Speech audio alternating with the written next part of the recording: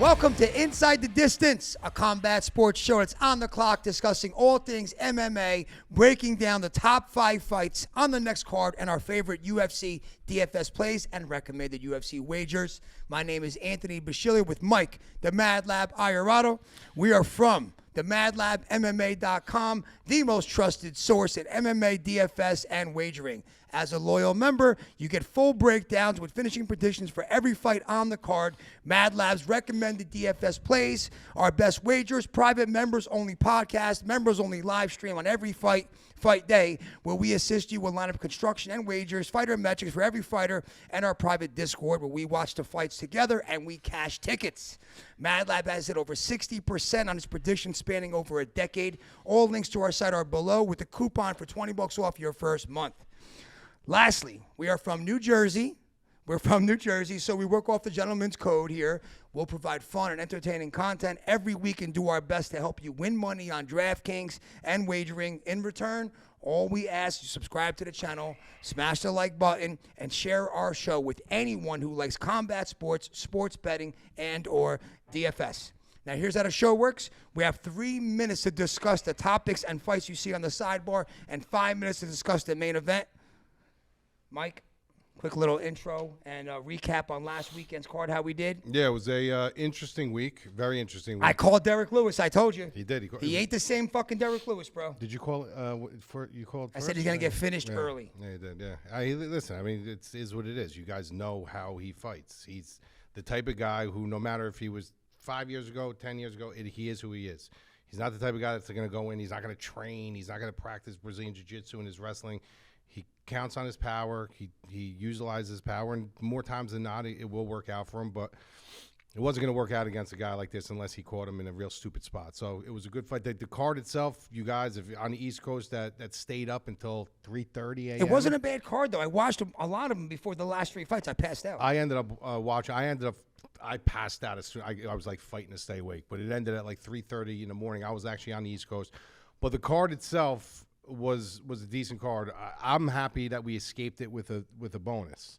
You know, I was a little nervous from the wagering perspective. Anytime I throw my wagers out, my DFS plays, I tell everybody, look, I don't want you guys rolling your bankroll into this. I want you guys to be a little bit more, cool and collective with this one because we had this card coming up this week. But we ended up doing well. We hit Tybura 1.35 to win 1. We lost Kinoshita inside the distance. We had the Jubilee fight. Not to go to the distance, that one. Nakamura and Park, 2-unit parlay to win 1.62, that one.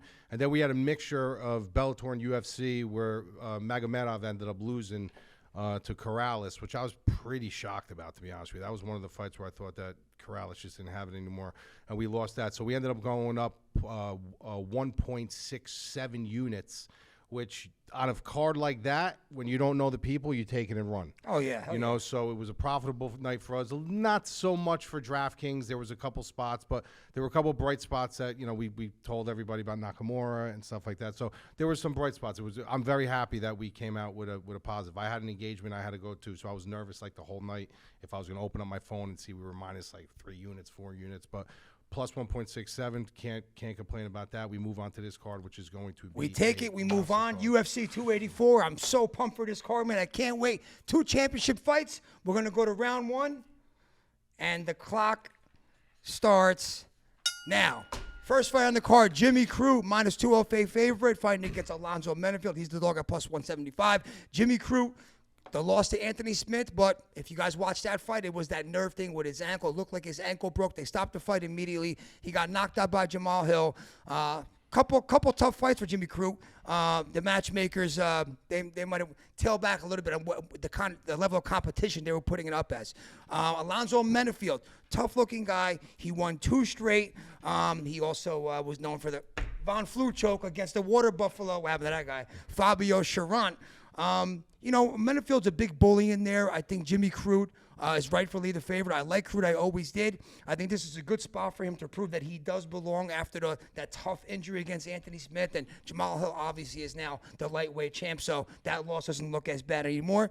I like Jimmy Crute to win this fight, and I liked this fight to go to distance. Yeah, Jimmy Crute by decision. They didn't do him any favors, Jimmy Crute, in his career, and even guys like Bukauskas and stuff like that. These are guys they put him against all very tough guys. Jamal Hill, obviously, the caliber of him. The Anthony Smith fight was, what it was. Bukauskas. I wanted to see that fight played out, man. That was he wanted to keep going. So when you got a guy like Jimmy Crute, but when you go onto the other side of the cage and you see somebody like Menifield, you're looking at a great athlete. The guy's a very good athlete. He is getting better little by little. And he's an imposing figure. Yeah, he's got his conditioning. That's always been a problem. It's getting a little better. He does have good power. He doesn't have the greatest wrestling. If it's on the ground, he can manage. He could float around. But you're looking at a guy where Jimmy Crute has that path to victory. He has the wrestling in his back pocket. He's averaging almost 5 takedowns per affair. Even though Menifield does have an 85% takedown defense, that's more because of his athleticism, not more of his style and his prowess. It's more his athletic ability to get out of the way. But as the time goes on, Jimmy Crute does have that path to just continue to put on pressure, take that power range, close the space, and try to really secure a takedown. If he does secure a takedown, this is a kid who's a black belt in Brazilian Jiu-Jitsu. He's got very good chops on the ground. He's shown to be pretty durable. Even when he had that nerve damage in his leg, the kid wanted to continue. He's very bummed out he can continue. I think this is a good spot for him as long as he doesn't get stupid. And what I mean by getting stupid, I mean just making a bad decision in the cage. He has to respect Menifield, respect his power. He's got serious power. Respect his athleticism, and he's going to really have to stick to the game plan. He's going to have to drag this guy into deeper waters, let him gas himself out a little bit, but in turn, close that space so he can't open up. And if he does that and secures 1 takedown or 2 takedowns early, I think this is his fight to win or lose. How about DraftKings? From a DraftKings perspective, I mean, if you really look at it, 8,600, 7,600, I don't mind it, but I think he might play cautious in the beginning. Yeah. So he plays cautious in the beginning. That could be, I don't see him subbing or I think this is going to be a very cautious fight for him. I think he knows he needs a win here. I don't mind the price. I'd like to see it at like maybe minus 180. But as far as the DraftKings perspective, it's kind of hit or miss. I'm a Jimmy Crute believer to the point where I think he can pass this test. So I don't hate it. I don't love it. Menifield, you're looking for that X factor KO because in a decision, even at 7,600, I don't see him throwing that much volume where he's just going to blow the cover off the ball and he's going to be optimal with a decision. I agree. Round 2. What do you got to press? This button? Yep. Start? Look at this fucking guy. I'm like, you got to be faster, bro. Round 2. Justin Tafa, Parker Porter, 2 heavyweights. Tafa, he beat Henry Hunsucker, lost to Jared Vandever, lost to Carlos Felipe. He's from the Mark Hunt School of Fighting. Grappling and wrestling, not something really, he's really that good at. If you take him down, chances are you have a very good chance of keeping him there. Parker Porter won 3 straight against Parisian, Sherman, Badeau. Well, sorry, he won 3, then he lost to Jalton Almeida, who people don't talk about enough. I mean, that guy's a monster. I don't know why he's not talked about more. He's a legit heavyweight threat. But I don't look at this as a bad loss to Porter. These are heavyweights. You know what to do. Anybody can win this fight. I'm going to take the slight dog here with Parker Porter. Yeah, and I think this fight finishes inside the distance. Yeah, it's an interesting fight because you got Justin Tafa. If you look, I mean, he's a C-level Mark Hunt is what he is. He comes in, he just wants to throw heat. He's got that Samoan style to him. He's very strong. He's got very good boxing for his size. I know both of these guys don't really look super athletic when you look at their frame, but he is a pretty, pretty slick on the feet. The thing with him is you got to look at the level of competition. The only thing that concerns me with Parker Porter a little bit is you got Justin Tafa, who is a southpaw. Southpaws tend to throw a wrench in things if you're not used to them. But if you look at his resume, I mean, he beat Hunsucker, he lost to Jared Vandever, he lost to Felipe, beat Adams, lost to DeCastro. And if you look at, Parker Porter, as big as he is, as clumsy and goofy footed as he looks, the guy's not a horrible fighter. He's a serviceable, I would consider him a serviceable heavyweight. I'm surprised this is on the main card, though. I think they have to have like some kind of volatile heavyweight banger. Yeah. You know what I mean? So when you look at both of these paths to victory, the path to victory for Parker Porter, even though he's not traditionally known to just rinse and repeat you and take you down, he does have that in his back pocket. He will look to take this fight down if he starts losing traction on his feet, where Tafa's going to try to stay on his feet. He's going to try to create that distance, use his southpaw style to kind of confuse him a little bit. So if you're looking for one of those knockout wins, you're looking for a firefight, and if he's baited into a firefight, then yeah, you want to go on the Justin Tafa side. But if you think that Parker Porter is a little bit intelligent enough to kind of draw him into a firefight just for the mere fact to have that as a means to an end, to take him down and put Tafa on his back where he will be a turtle in the shell on his back, that's the path that you want to go. So I'm on your side. I'm going to go slight dog here with Parker Porter. I just think there's more paths for him to win here. Even though Justin Tafa, he's got 100% takedown defense, but it never really gets there for some reason. He's got this style that kind of shells you up a little bit. You kind of fear his power. But I'm with you on this. I think that Parker Porter is going to find a way to manipulate that southpaw position, possibly get him to the ground, and work from there. I don't think it's going to be an exciting fight. I wouldn't say that it's a must-have in DraftKings. I will have it just because heavyweights are very volatile. So 8,400 for Justin Tafa. If you're a knockout believer, perfect spot for him. Parker Porter, 7,800, sub 8,000. Even with a win, he's going to have to work for it. He's going to have to take this to the ground. I don't think he's going to win a firefight or a stand-up fight with Tafa. So it's got to end up on the ground somehow. So I think he can definitely cover there. As far as the price goes, plus 110. I think there's other spots on the card that we can look for both of these guys, but it's definitely in range of being playable. All right, let's go. We go to round 3 now. Things get heated up over here. How do you hit that? What do you hit? Let's just hit start. Just start? All right, round 3. Rude boy Randy Brown won 4 wins in a row. After the loss to Vicente Luque, he's been on a run here with some decent competition, right? Alex Oliveira, Jared Gooden, Mike's favorite fighter, Chaos Williams, and then old man Trinaldo, which is a tough fight for anybody, so I don't want to discount that win over Trinaldo either, but Trinaldo is one of those tough guys. I don't like Randy Brown that much at all, but this is a tricky fight for Jack Maddalena. He's 3-0. He came from the Contender Series.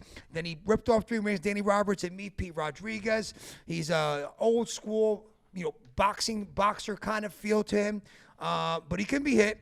And I know MadLab's been high on Maddalena, but I tell you, man, this is a really, really tricky fight. Rude Boy's got an awkward style, and Mike, you're probably going to be shocked, but I'm gonna take Rude Boy Randy Brown here with the upset here as a dog. I don't blame I him. think this is a much tougher fight than people think it is. Yeah, I think what Randy Brown is, and I have connections to Randy Brown's camp. I actually I called fights with one of his coaches, and he's always told me from the beginning, you got to watch this kid Randy Brown, and this kid has continued to get better. He's obviously tied 4 straight after his loss to Luque.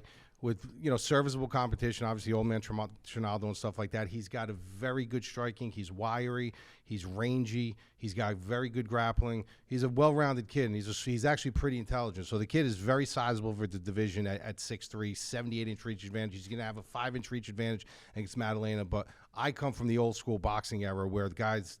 This kid is just a throwback when it comes to that old school fighting style. When you look at the logo of like Notre Dame when they have the Fighting Irish, like he's got that old school I hate Jack. that fucking logo. But I'm saying he's got that old school Jack Dempsey style of boxing.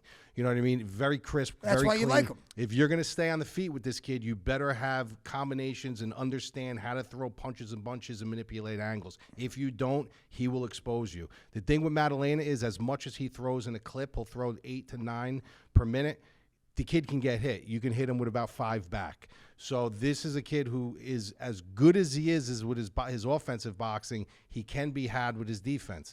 As far as the grappling end of it, you got to give it to Randy Brown. So if Randy Brown can find a way to freeze him and pause him and make him hesitate from throwing punches, because let's face it, your hips become more exposed as you throw more volume. So if you're fighting a guy who you have to fear that's going to take you down, you're going to have to freeze yourself a little bit, and you're going to have to really pick your shots mindfully. I just don't think Maddalena's head is wired that way. I think he's so confident in his striking. I think he's so confident in his ability. He's going to move forward. He's going to put the pressure on Randy Brown, and I think Randy Brown's going to end up folding to the pressure. I'm actually going to go Maddalena inside the distance. I think I'm going to go Maddalena by knockout here. If you look at I'm just surprised at the line. The line is terrible, guys. That's what I wanted to get to. Plus 260 is a horrible line for Randy Brown. It should not be this high, minus 315. From 9,200 from the Jack Maddalena end, I'm not crazy about that. But the kid is going to push the pressure. He's not going to sit back on his heels and fight. So if he does win, there's going to be volume to be had. As far as Randy Brown, that's all value there. When you're looking at a guy at 7,000, you got to get a couple all he pieces has of to him do, at 7,000. you have to 1,000% Yeah. have the. He's a very live dog here, but I just think the pressure of Maddalena is going to kind of overwhelm him, and it's going to kind of sink him in the later rounds. That's it. All right, round 4. Now we get to the championship fights over here. We're going 3 minutes here, 5 on the last one, though. We got Yair Rodríguez versus Josh Emmett. Rodríguez is just like that dynamic. He's a very fun fighter to watch. He's dynamic. He actually shocked us when he fought Max Holloway when they put him on that UFC Fight Night main. Yeah. Like, why did they give him that spot? And even though he lost that fight, he proved why they gave him that spot. He is dynamic. He's a great striker. But don't forget, his resume looks a little better than his because the Ortega fight, Ortega popped his shoulder on it. It was like the first round. So it looks like a win against a top-level competition, but that fight never really got going. So be careful when you're looking at just record alone. You got to know that's what happened there. Regardless, he's a dynamic fighter. I like watching.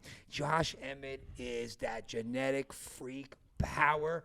He's the consummate underdog too, right? No one would ever thought that he'd progress this way in his career. This is the interim featherweight title fight because Volkanovski's going up to fight Makhachev for the lightweight title. But dude, Emmett never gets the credit he deserves. Meanwhile, he's nothing but a tough motherfucker, and he's beating these 5 guys in a row. And this is no slouch here. Michael Johnson, Bektik, Shane Burgos, Dan 50K Ige, and Calvin Kattar. 5 wins in a row. The guy does not get the credit he deserves. I think he's going to prove himself again. He's going to win the interim featherweight title. Josh Emmett, I'm taking. I like him at plus 130. All right, you made all valid points with the guy that he's fighting, but here's why I'm going to disagree with you. Because if you look at all the guys he's fought, what do they all have in common? Kattar, Ige, Burgos. Just go those top 3. They're all strikers. But they're stationary strikers. They're not dynamic strikers. They do everything in very patterned ability. This is a completely different animal. Completely different animal. This is a kid who throws things from dynamic angles, whether you want to call that one knockout that he had with the spinning elbow lucky or whatever you want to say. The fact of the matter is the kid is extremely, extremely dynamic. The problem with him is he started chewing on his own hype a little bit. He was arguing with people. He didn't want to fight. Then he's in, then he's out. So they had really high hopes for this kid when he was coming in. Super, super high hopes for this kid with good reason. I mean, the kid really he's a very good talent. My biggest question with him was his durability. Is he going to be able to bite down on the mouthpiece and really get into a war with somebody? And he proved he was able to do that with Holloway. So those questions for me are answered when you could do something like, does Holloway hit as hard as Emmett? No. But the volume and the punishment that he was taking for him to continue to fight shows that this kid will go in there and he will fight. The reason why I think he beats Emmett here is because I think that Emmett, as good as he is and as many odds as he's defied in his career, this is a kid who can literally just lose him in translation. And I think that's what's going to happen here. Emmett's going to get frustrated. He's going to be looking to take those big haymaker shots down the stretch. And I think that Yair is just going to kind of lose him in translation. He's going to make him trip up on his own feet a little bit. He's going to start tagging him from range, start marking him up. And I think that the shots and the attacks that he's going to be throwing, you're going to get the more oohs and ahs from the crowd. The judges are going to see that a little bit more, and I just think Yair is going to beat him to the spots, get into the spots faster and out of the spots faster. If you look at the line, though, minus 165, I would probably taper that down a little bit. I don't hate it. I think it should be probably maybe minus 145. Josh Emmett, there is value there. His price at $7,700. This is a guy who hits like a ton of bricks. He can knock Yair out. He can knock anybody out. So 7,700, there's value there, but I also think there's value on Rodríguez, 85. You guys got to remember, this is an interim fight. This is a 5-round fight. It's a 5-round So this is a fight you guys want to target in DraftKings. Either way you go, if you think Yair's going to win, you want him, but you got to get Emmett. If you think Emmett's going to win, you get him, but you got to get some Yair. But you want to target this fight. All right, last one. Championship fight. We get an extra 2 minutes here. Man, I'm so excited for this fight. The pound-for-pound #1 fighter in the world, Alexander Volkanovski, the winner of 22 straight fights, the guy who showed the championship medal against Brian Ortega, right, with the guillotine and then the triangle. And that really just, that fight alone made me just respect and appreciate him more and what he's done. He is the featherweight champion. He's going to be the double champion. He's fought everybody. He's moving up. But he is in for the toughest fight of his career, Islam Makhachev, the heir apparent to Khabib Nurmagomedov. Makhachev just beat Chucky Olives, who was the best pound-for-pound, the best lightweight in the world at that time in the murderer's row that Chucky Olives went through. Makhachev's just been the guy, man. Once he gets on top of you and he ties you up, he's very, very difficult to get off of you. But, I'm saying this is the toughest fight of Volkanovski's career. This is also the toughest fight of Makhachev's career, too. This is a great matchup here. I know people look at Volkanovski like, well, he's moving up and Makhachev's big for the division. But if you know Volkanovski and know his history, where he came from in his rugby days, he was close to 200 pounds at one point, and and I think the power is good. The power is gonna translate to that. I don't think it's gonna be a big difference in power at all. I think the weight will carry over well. Man, this is a tough fight, and as much as I want to pick Makhachev, I have something on Volkanovski. I love Volkanovski. I love the championship medal. We haven't seen Makhachev really have to dig deep, and face adversity. We haven't really seen that yet, right? But you've seen Volkanovski do it. You saw him destroy Max Holloway on the third Max Holloway fight. And Volkanovski wins, becomes double champ.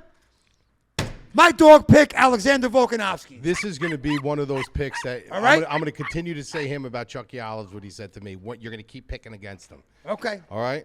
So I agree with you on all counts. Both are a tougher test. But I'm going to go on the positive side of Volkanovski. A lot of people don't understand. They're looking at this fight that, like Anthony said, well, he's coming up in weight.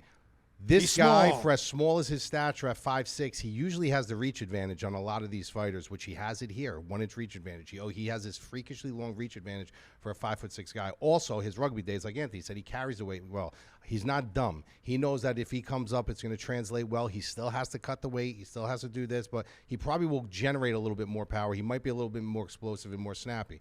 We've seen his fights. We've seen all the submissions he's worked his way out of. The guy doesn't quit. He's got cardio for fucking days. But the one thing that people fail to realize, and you just said it just now, he hasn't been tested. What he did to Oliveira, he wasn't tested because Oliveira wasn't any match for him. Oh, yeah, I get that. Okay, so for that style. It doesn't matter. He wasn't. He never had to be tested. Anybody else that goes in their back doesn't jump on Oliveira because they're scared. But I'm saying you can't fault him for walking through people. No, you're right. You know what I mean? I get that. It's not his fault that he just demolishes people. So we really still don't know how good Makhachev really is. No, we don't. We don't know. So, I want to see in the third round over here when he faces adversity what happens. So that southpaw that he does have, losing that 1 inch, he's really not losing that much in the 1 inch southpaw. Do I think that Volkanovski can probably teeter him on the feet and stuff like that? But once this fight goes to the ground, I don't care who is on the ground with this kid. I know that. He's got to keep it off the fucking ground. He may not submit him because we've seen Volkanovski in some fucking bizarre spots. A guy, you have to kill him.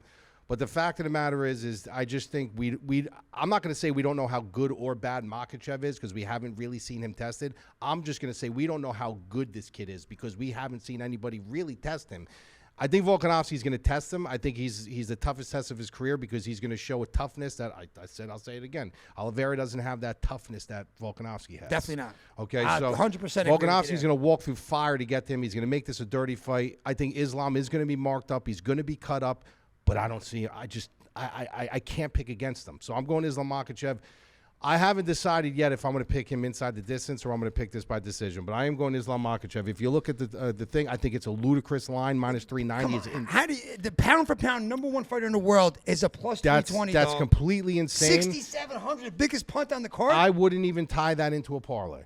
So I'll let you guys know that right now. I won't even tie that into a parlay. The 9,500, just because it's a 5-round fight, I could see both of these guys being active, that if he wins, he covers that. Yeah. But if Alexander Volkanovski wins this fight, no matter how he wins this fight, and you have him rostered on your lineup, you have one member of the nuts. For sure. At 6,700. Yep. So if you fade him, if you're an Islam believer, which I am, and you fade him, you're foolish. I'll tell you that right now. But I'm going Islam Makhachev. I haven't decided yet if I'm picking him inside the distance or not. Right now, I'm teetering towards decision, but I'm going Islam Makhachev until he proves me otherwise. There you go. All right, we got 3 minutes of banter here. Boom. I want to talk real quick about the McGregor, Michael Chandler, tough. Dude, what a great move. And you know how much Ariel hates Dana White? A lot of people think it's a terrible move. Even Ariel, who's very hates what Dana White does, says this is one of the smartest moves. John McCarthy said it was terrible. You're going to get must-see TV. Everybody wants to see McGregor still, no matter what. Yeah. No but you want to see him. Everybody wants to see him. And the matchup is amazing. Yep. Michael Chandler versus him. And who doesn't want to see McGregor every week for whatever it is, 12, 14, 16 weeks? Just to see what he does. Are you kidding me? Yeah. This is a great move by the UFC. It's genius way to work McGregor back in instead of just a one fight every 2 years. Yep. Now you got this guy on TV, and you don't know what he's going to do. Exactly. You don't know what kind of antics he's going to pull. Yep. You're going to watch it. If you hate McGregor, you want to watch to see him lose. If you like McGregor, you're going to watch every fucking week anyway. I think this is going to be a tremendous thing for the UFC leading up to a monster year this year. Soft prediction. Soft prediction? Yeah. When they do fight, you're saying? Soft prediction.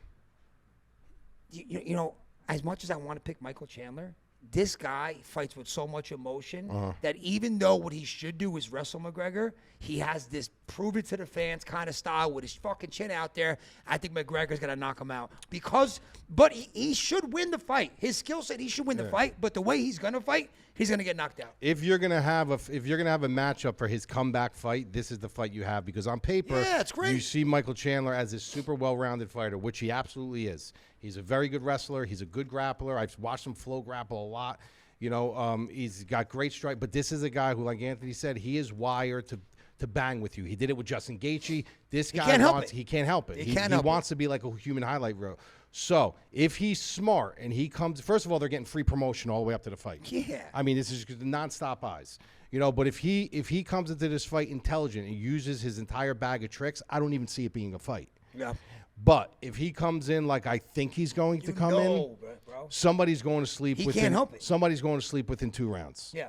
You know, and it's nice that he wants to be a fans fighter, and it's good that he does that. I'm going to lean slightly on Chandler just because when you're a striker like Conor, I don't care how much you train, timing is involved, and you don't know your timing until you're live. Yeah.